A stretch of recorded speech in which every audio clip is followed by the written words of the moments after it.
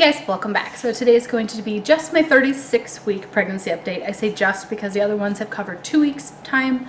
This one is just covering 1 week. I am currently like 36.5 weeks and feeling super pregnant. So let me just go ahead and show you my belly before I forget. This is not a maternity shirt actually.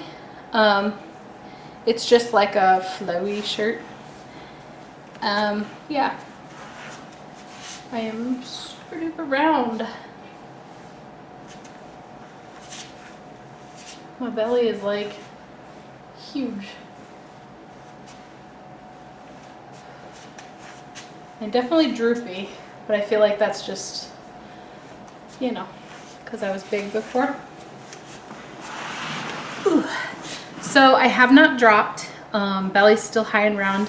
I actually want to show you guys a picture from week 35 with week 36 side by side because I think that like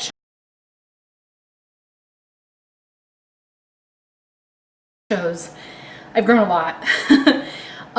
Weight wise, I think I'm about the same, probably up about 8 pounds total this pregnancy, but it wouldn't surprise me if I was up like 10 by the time I got to my appointment next week. I haven't had an appointment since the last time I talked to you guys.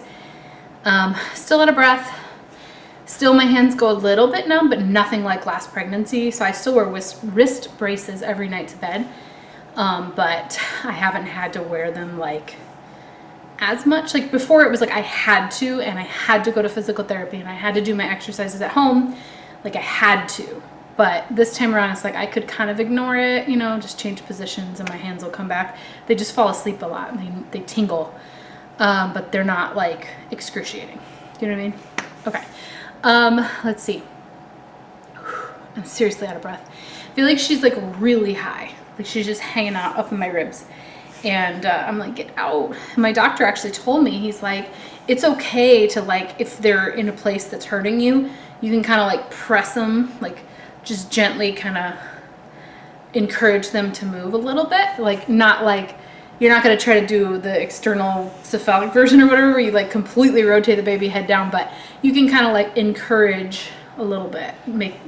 It's kind of like if you sit in a certain position, like if I sit with my knees up against my belly, she like doesn't like that, and then she kind of moves and I can tell. So I have had to do that a few times, not like hard, but just enough to be like, hey, why don't you come over to this side, because you keep kicking me in the same spot every time and it's just hurting. I do have diastasis recti or diastasis recti, depending on who you talk to. So my abdominals have like separated. And if you guys haven't seen that, it's pretty cool, but not cool at the same time. So like the center of my abs, I'll stand up, I guess. I'm so out of breath. The center of my abs have like separated. So it used to be like this, and now they're like separated several inches.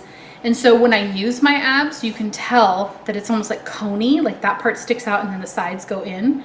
But when I don't use my abs, it looks just round or whatever. Supposedly they go back together or will grow a lot more together after I have the baby. And then there are exercises you can do, or you can get cosmetic surgery later.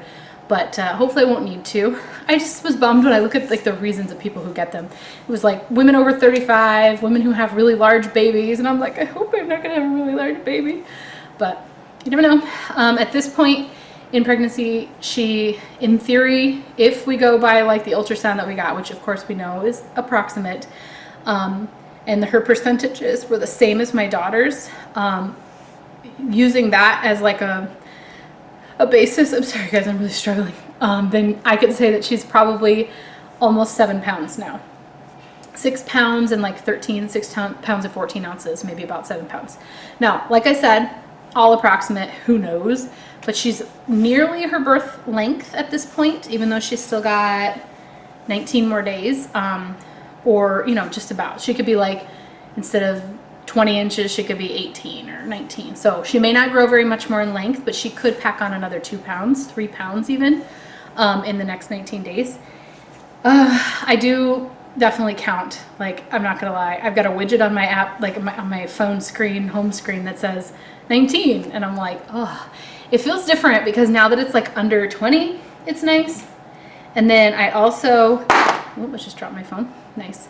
I also like it because as soon as it's August 1st, I can be like, oh, on the 19th. And it's like, it's the same month, you know, it sounds like better. And then it's like, okay, every single time there's like, oh, I'm in my second trimester. That sounds really way better than first trimester. Or now it's like, oh, I'm in my 8th month. That sounds so much better than 7th month or whatever, you know. But this next milestone is August 1st. Like, hey, cool. I'm really happy about this because I'm now in my 8th month, or it's August 1st. Do you know what I mean? Celebrating the little stuff. We are ready for baby. The last thing is the car seat. I haven't washed it. I haven't put it in the car. We haven't even 100% decided how they're going to go in the car because we do have a 2-year-old's car seat and we got to move things, and we just haven't done that yet. But seriously, everything else, I've got like diaper changing stations and caddies and clothes, and everything's washed and ready. Her nursery is clean. Our cleaning lady, like, they come once a month. There's like 2 ladies that come.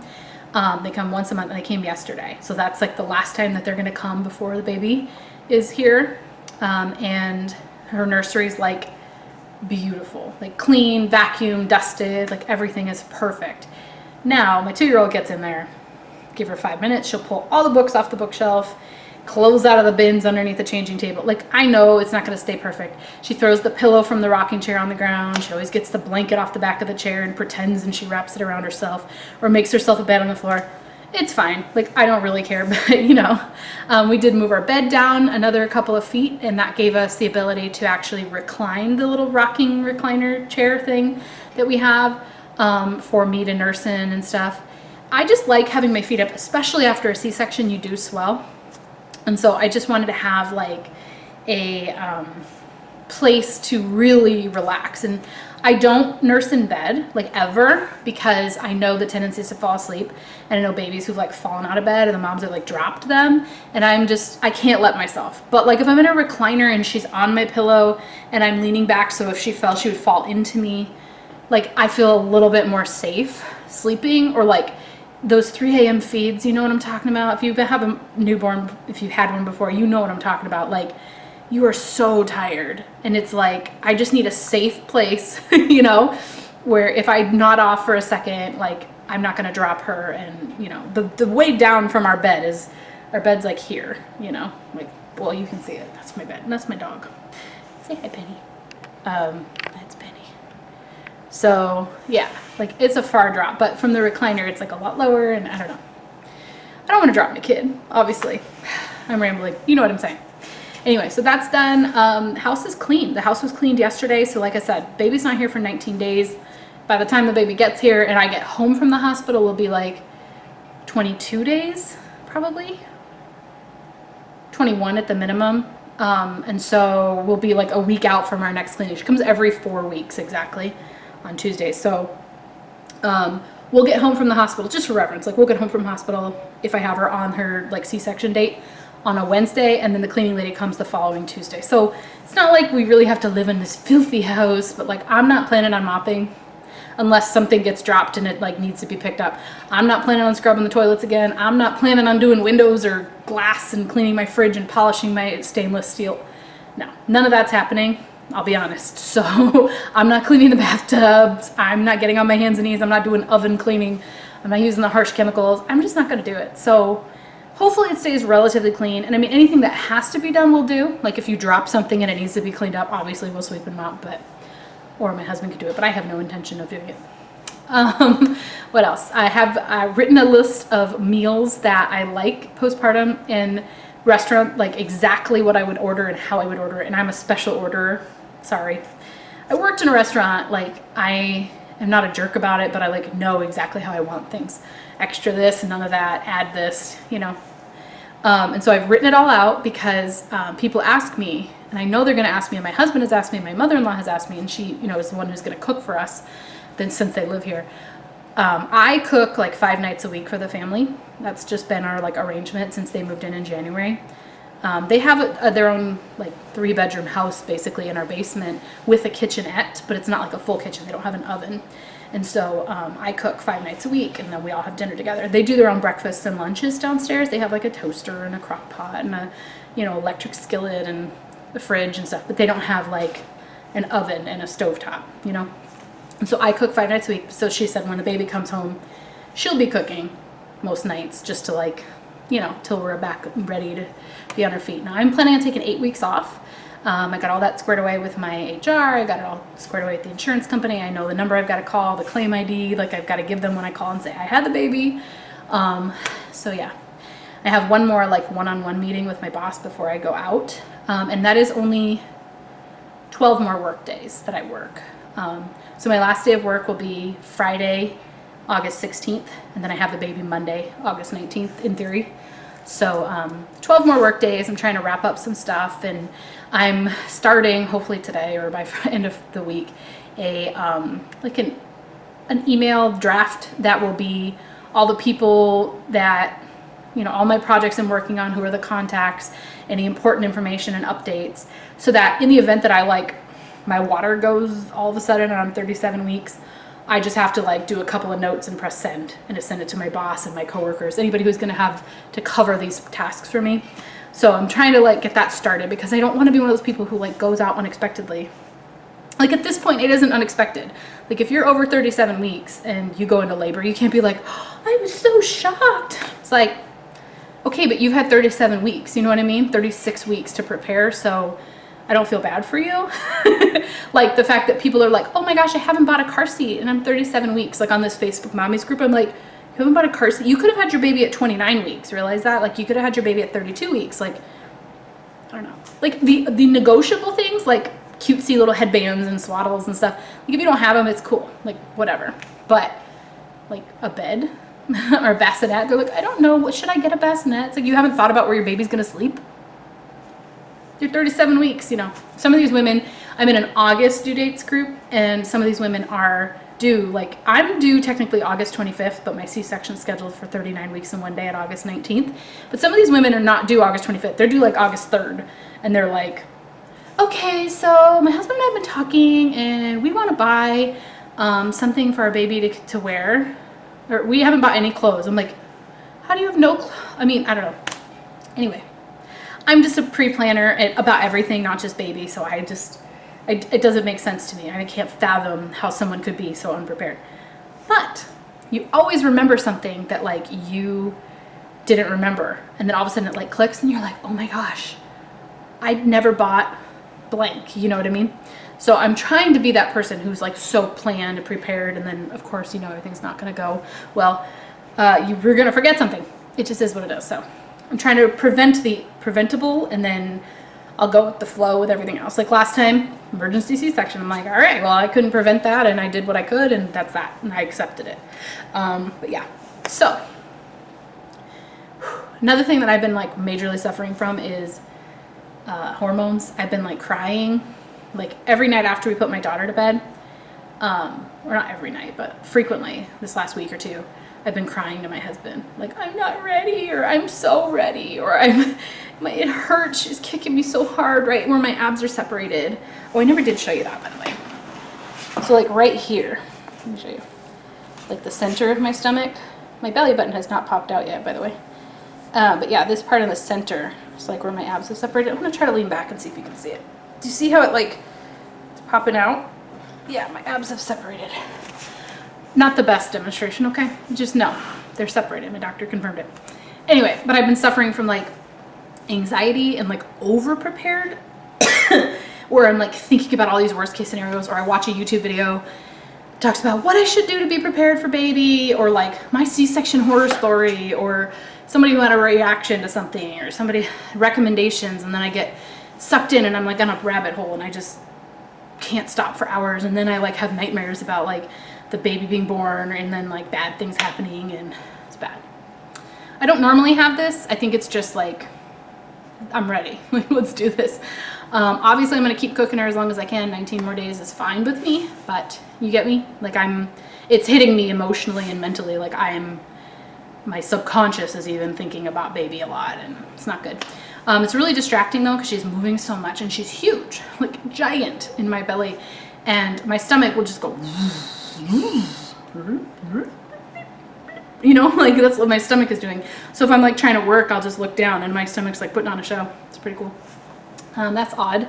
And I will miss that part, not the painful kicks, not the rib stuff, not the acid reflux. I have thrown up several times, but since I started taking Prevacid instead of Zantac, I actually have noticed an improvement. I don't think I've thrown up this week, actually. Last week I threw up like 5 times, and then this week I haven't thrown up at all since I've been taking Prevacid. Only had to take Tums like for instant relief, immediate relief a couple of times, but I felt pretty good in that respect. But I do feel winded, like she's way up in my breath, like I just can't catch my breath sometimes. And if I change positions at night, roll over in bed, it's like a whole 5-step process, and I'm so winded at the end. Even just conversing, I feel winded. When I'm reading books to my daughter, I have to take breaths like every sentence, which I didn't used to. And they're short sentences, guys. These are like children's books, so not like they're very complex.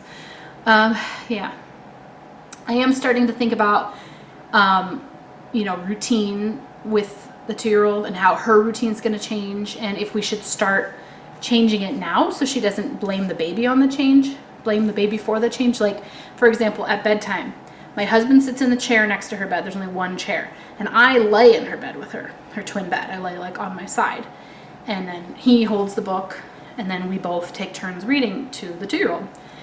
And then the dog just like hangs out, down there. Well, I'm thinking maybe I should bring a second chair in there, because when I have a C-section, I'm not climbing into the bed, laying on my side, getting out of there. It's hard. It's getting smaller and smaller, that twin bed, with me being so big. But like maybe I should start sitting next to her. She like wants me to rub her hair. I like rub her head, I rub her back and rub her belly while we're reading, and it like, relaxes her. It's like our quality time that we do.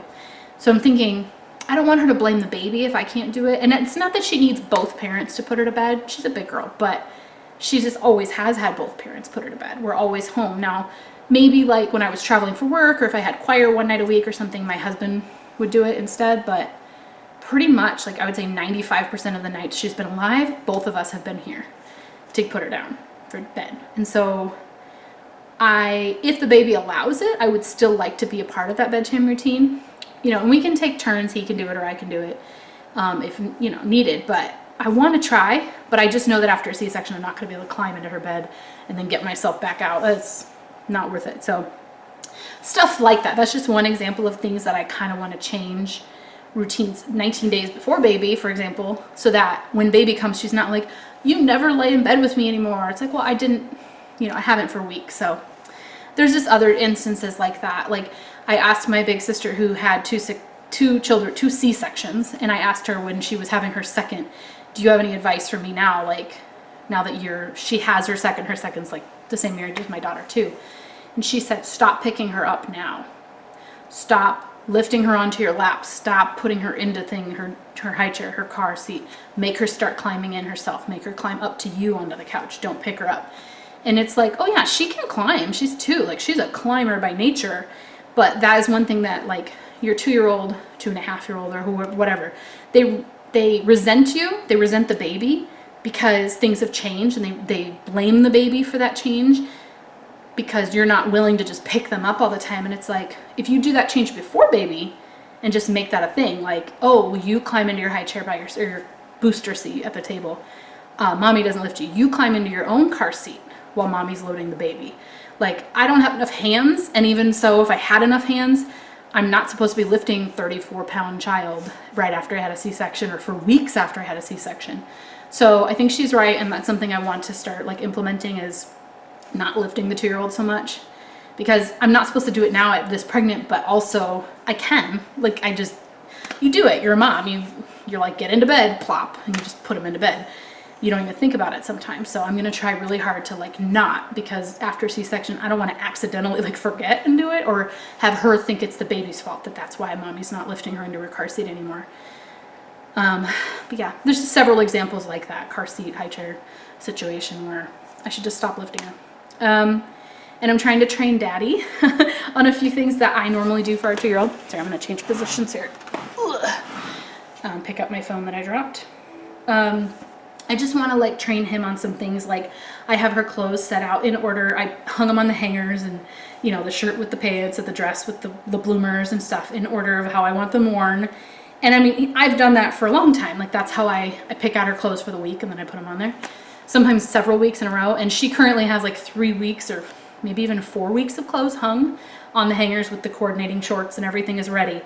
But I want to teach him how to like put in earrings. Not because I'm not going to ask him to change her earrings all the time, but like if one falls out, and I'm busy, I want him to know how to poke an ear, you know what I mean? Like, or how to do the most basic hairstyle, because she has toddler hair right now and her bangs are about to here and maybe here, and they get in her eyes all day. And she's almost ready to tuck them behind her ear, but she can't quite do it. And so you have to do something with her hair, even if it's just to put a clip like right here. You just take one clip and go, and that will keep it out of her eyes. And I'm just waiting for it to grow. Like, I know in a month or two, I'll be happy that we waited and didn't get her haircut, because I could cut bangs and it would be fixed, but I know we're so close to having it grow out. So anyway, so I want to teach him a couple of like basic things that I normally do, so that I don't have to do it. Like if baby's here and, you know, Daisy wakes up before me, or he wants to let me sleep in because I was up with the baby all night, he can put her clothes on for the day, put in an earring if one fell out, because that happens, and then, you know, put a clip in her hair just to keep it out of her eyes. Like, that would be super useful. I'm trying to teach my daughter is another thing, like to put her own shoes on or to get herself dressed somewhat. Like, I'm still going to be there, but I'm not going to get down on the floor with her and then get back up all the time. I don't think I can physically do that after a C-section right away. And so, like, I want to teach her to, when she needs her shoes put on, if she can't do them, that's fine. Get up into the chair and then mommy will put your shoes on. You know what I mean? Like, she's real little. I don't want to get down on the floor. She can climb up onto the dining room table chair, you know. Oh, sorry. I'm just like acid and I don't know. Anyway, so those are some things I'm feeling, thinking and doing and changing. But other than that, like I said, guys, we're ready. Like, if I went into labor today, I would be okay. My bag is packed. I packed it again. I packed it again. I've unpacked it and I packed it again. I changed it a little bit. Since I filmed the what's in my hospital bag video, I've changed it even more. I've decided to bring a separate bag for a few things. Like before, I just did one roller bag, and then I would have my pillow and my breastfeeding pillow, and that's it. We would go into the hospital. The more I thought about it, the more I thought, I'm going to bring that one roller bag, but I'm going to have a smaller bag, which is actually just like, kind of like a little shoulder bag, tote. It's going to replace my purse as well. So it'll serve as our snack bag, my purse, and then anything that I'm not comfortable leaving in the car due to the heat or theft or whatever, or due to wanting to use it before we get into my postpartum, like my real hospital room for the next 3 days. Anything that I don't want to leave in the car, like I'm going to arrive at 10:30 and I may not get that bag from the car until 4 p.m. Do you know what I mean? 3 p.m. Once we're like settled in our new room, my husband knows, okay, we're in room 25 or something, he can go back out to the car and grab all my stuff. But in those 6 hours, I might want my chapstick. Like he might need a snack or a bottle of water. I can't have it, but he might want something of his, or, you know what I'm saying? I might want my nipple cream, like if I'm nursing the second time, third time, and it's hurting. So things that were perishable, like things I don't want in the car. It could be 120, 115 outside, could be 140 in the car. I don't want to leave my makeup bag in the car, in the luggage. You know what I mean? So I packed a separate bag for that, and my husband will carry that in. And then after the C-section, after we're in our postpartum room, the one I'll stay in Monday night, Tuesday night, and go home on Wednesday, that room, that's when I'll have like a change of clothes and all that other stuff. Because I'm just going to wear the hospital gown then anyway. I don't need anything. So that has been done. Got my list of meals that I want, whether it was home cooked or from outside. I'm very particular, so I thought I'd write it out. And then when people ask, what can we bring you? Oh, I want a Gilbert's pizza, meatball sub with whatever. I want a burger with a runny egg. I really want runny eggs, guys. That's been like one of my big cravings. As far as other swelling goes, I don't feel swollen at all. I do if I do too much in the heat. If I walk around a lot and like go to the grocery store, load them in the car, get home, put the groceries away. By the end of that, my feet are a little bit swollen, but I don't swell generally speaking. Blood pressure, I think, is still normal, so let's hope for the best. That is it for now. I know this is still a 24-minute video and it was only covering 1 week, but I just like to catch you guys up. And these are the moments that I like look back on with my daughter's pregnancy, and I like listen to the things that I was concerned about. And I'm like, oh my gosh, that was so not a big deal. Or like, oh, I remember being nervous about that. You know, I'm just nervous. I'm just anxious. I'm excited. I'm ready. So I hopefully will talk to you guys in my 37-week update. Let me know if there are any other videos in this series you guys want to see, because this is the end of pregnancy for me. This is it. I'm getting my tubes tied, so this is it. Talk to you guys later. Bye.